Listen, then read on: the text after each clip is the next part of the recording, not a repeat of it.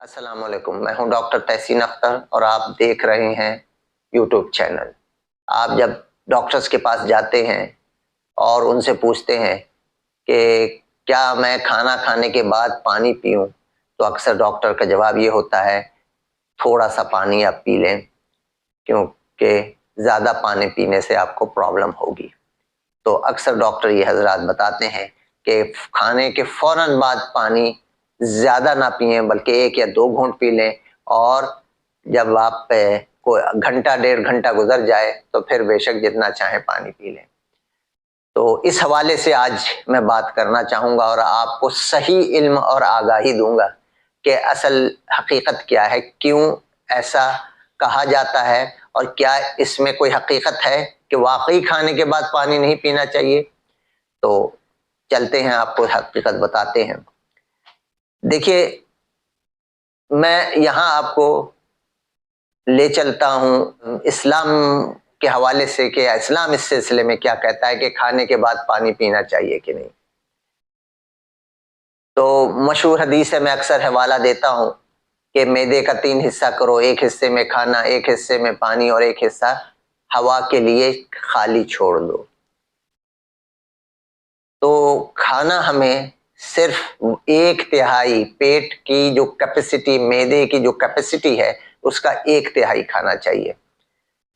तो फिर 2/3 हिस्सा हमारे पास बच रहता है मैदे का, तो जिसमें हम बहुत आसानी से 1 गिलास पानी पी सकते हैं खाना खाने के बाद।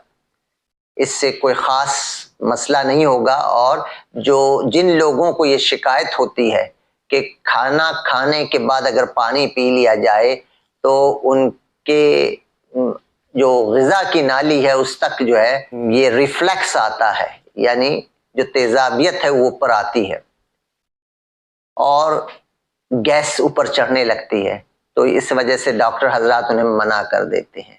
लेकिन डॉक्टर हजरात ये बताना भूल जाते हैं कि भाई, तुम खाना तीनों खानों में खा लेते हो, पेट के तीनों हिस्से को खाने से भर देते हो, तो फिर तुम्हारे पास न हवा के लिए जगह बचती है न पानी के लिए।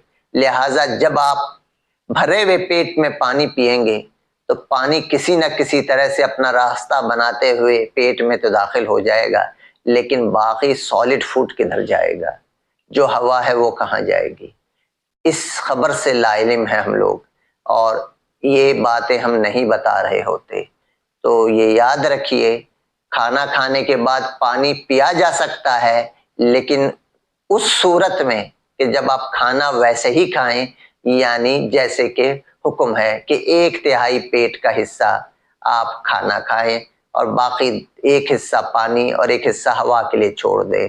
चूंकि पाकिस्तान में क्या, दुनिया भर में यह दस्तूर है कि खाना पेट भर के खाया जाता है, बल्कि हम इस दस्तूर को और आगे ले गए हैं, एक्सटेंड कर दिया है कि खाना हलक तक खाते हैं हम।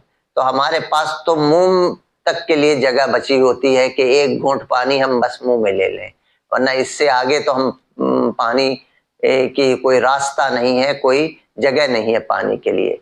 तो खाने में एतदाल इख्तियार कीजिए, खाने को 1/3 में कन्वर्ट कीजिए और फिर आप बेशक पानी पी लीजिए, आपको कोई प्रॉब्लम नहीं होगी। लेकिन अगर आप खाना इसी तरह से खाते रहे तो पेट के जुमला इमराज आपको सारी जिंदगी सताते रहेंगे, और न डॉक्टर की कोई एडवाइस काम आएगी, न कोई मेडिसिन काम आएगी। आप यूं ही अपने तेजाब को कम करने की कोशिश करते रहेंगे, लेकिन जो चीज़ अल्लाह बनाता है और उसकी मंशा है कि तेजाब पैदा हो, क्योंकि ये तेजाब सेहत के लिए, खाना हजम करने के लिए बहुत अहमियत रखता है, लेकिन हमने इसको, जो तेजाबियत की दवा नहीं थी, जो अल्सर की दवा थी, उसको तेजाबियत की दवा बना करके इस तरह से इस्तेमाल किया है, चने की दाल की तरह, या समझे भुने हुए चने की तरह, जिस तरह फाँक लिया जाए, हम ये दवा फाँक लेते हैं।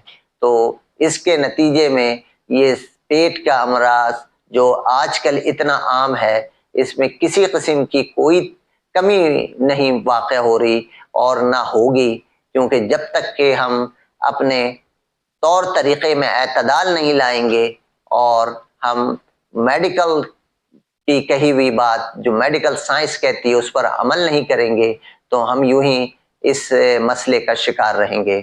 تو آج کے لیے اتنا ہی. اللہ حافظ.